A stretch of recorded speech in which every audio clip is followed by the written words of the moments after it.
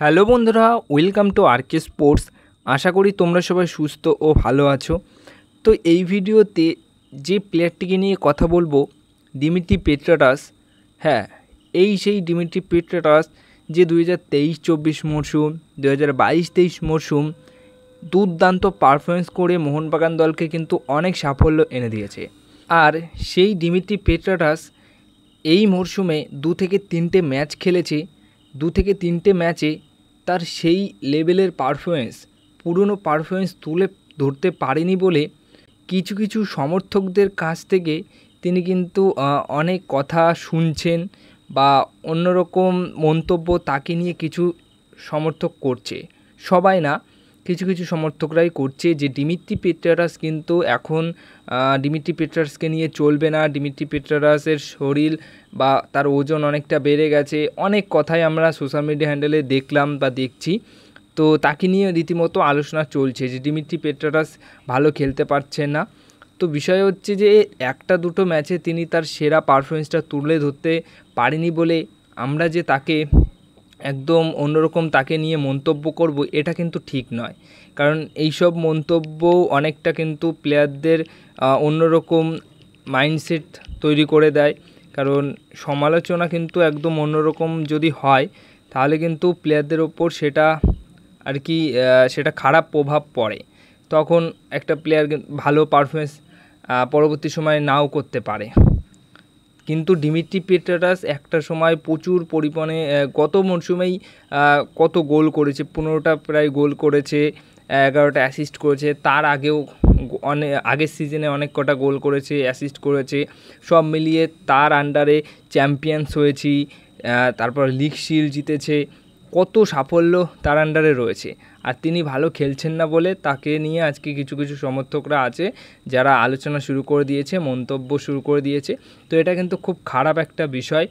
আর অবশ্যই তিনি একটা কথা বলেছেন, একটা মন্তব্য তিনিও রেখেছেন। তিনি এটা বলেছেন যে আমরা যে জার্সিটা পরে আছি সেটা সম্মান করতে জানি, আমাদের পরিশ্রমের কোনো খামতি নেই।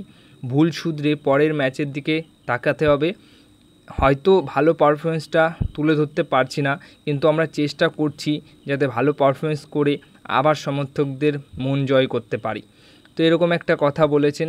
সত্যি কথা বলতে একটা দুটো ম্যাচ একটা প্লেয়ারের খারাপ যেতেই পারে, কিন্তু দিমিত্রি পেট্রাটাসকে আমরা কখনোই ভুলবো না আর কখনোই সেইভাবে এমন কোনো মন্তব্য করব না। কারণ তিনি এই বছরের নতুন সাইনিং নয়, তিনি কিন্তু গত দুটো মরশুমে মোহনবাগান দলের হয়ে খেলছেন।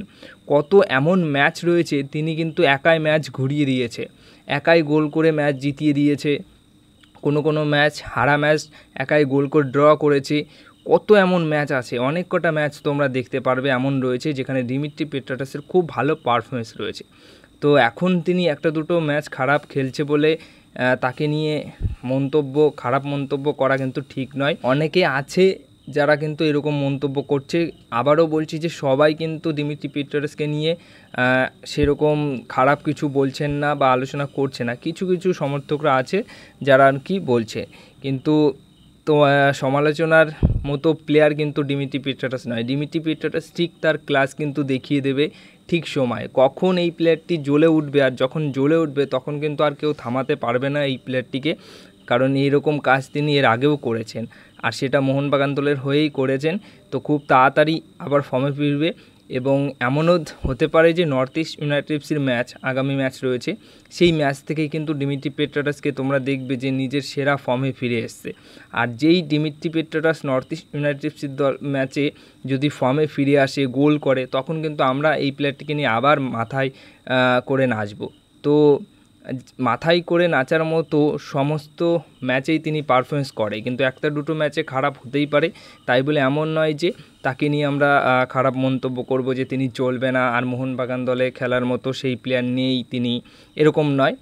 তার সাথে অলরেডি 2 বছরের চুক্তি কিন্তু বাড়িয়ে নিয়েছে, এটাও কিন্তু ভাবতে হবে। তো তিনি তার ঠিক সময়ে ঠিক সময়ে সেরা ফর্মে তিনি ফিরে আসবেন। তো এটাই বলার ছিল। এই বিষয়টা নিয়ে তোমাদের কি মতামত অবশ্যই তোমরা কমেন্ট বক্সে জানিও।